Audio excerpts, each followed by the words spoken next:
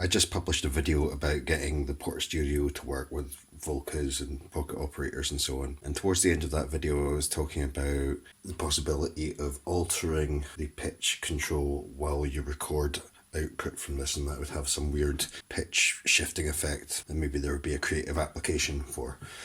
So with that in mind, I've gone ahead and fiddled with this while I was recording this Volca drum. The Volca drum's got one pattern on it, but it's got probability, which accounts for the variations that you hear. It's going through this Volca patch where there's a variable amount of reverb. If I turn this up, then there's loads of reverb all the time, but as I turn it down, the amount of randomness of the reverb every 3 steps is controlled by this knob here. So what you're going to hear is, to begin with, I've got the pitch control down like this, and there's a lot of reverb on the Volca drum. I turn that up, and then when I get to the regular point, then I start to reduce the amount of reverb overall, and then I turn down this knob, so by the end, what you're hearing coming out of the drum is almost dry. So here's how it sounds.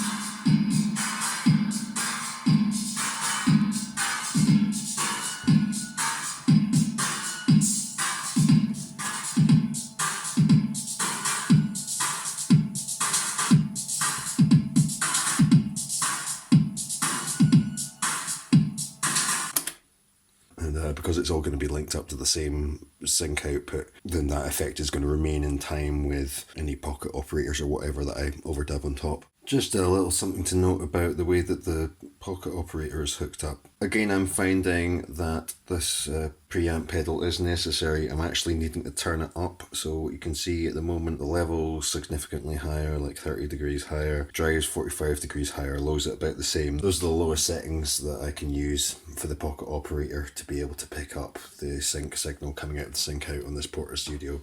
So I don't know if that's particular to this one, the sub, but it looks like at least some of the pocket operators are less sensitive to sync input than the Volcas. Something else that wasn't in the first video that I did about this is just a discussion of the connects. It's an RCA socket on the back of the Portastudio here, the sync out. This pedal, for instance, expects a 1/4 inch jack, so in that case I'm using a little 1/4 inch to RCA adapter. Because the sync inputs on the Volcas are 3.5mm stereo jacks, I assumed that it wouldn't actually matter which side of the stereo signal that you pass the CV in, and I was right. So if I was hooking it up to the Volca, then out of that little 1/4 inch to RCA adapter, I'd have an RCA cable, and that'd be ending in this sort of adapter, which is RCA to mono 3.5mm jack.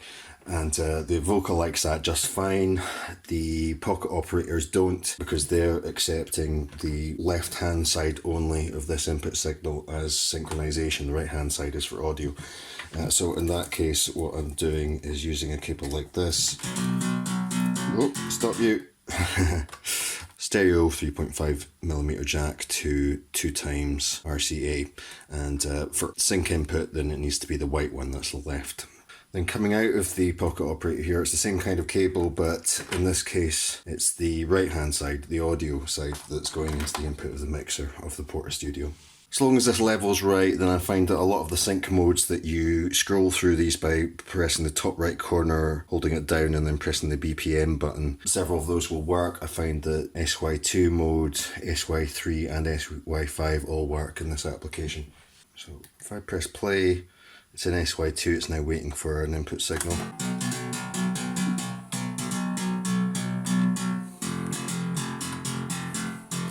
You can see that's not recorded on tape, it's the sound coming out of the pocket operator. I'm mixing it, if you like, through the channel of this. I can change the sound using the EQ of this. But I'm using the tape speed as a tempo control. If I bring in the drums that I've already recorded,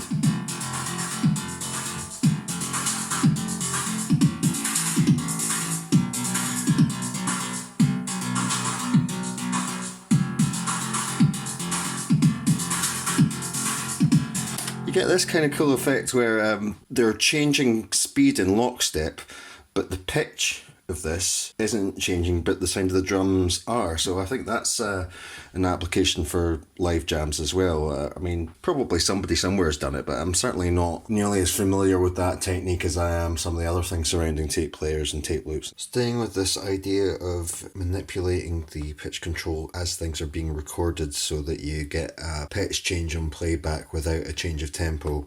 I've just recorded the Pocket Operator sub, going through the filter and the monotone delay, and as the sound of the Volca drums was lowering in pitch, I started at the high speed and moved down to this centre notch. The effect is that the bass line, as it fades in with the filter, it starts off too low, and so you get the high sound of the drums and the low sound of the bass just converging on their intended pitch. So here's the effect.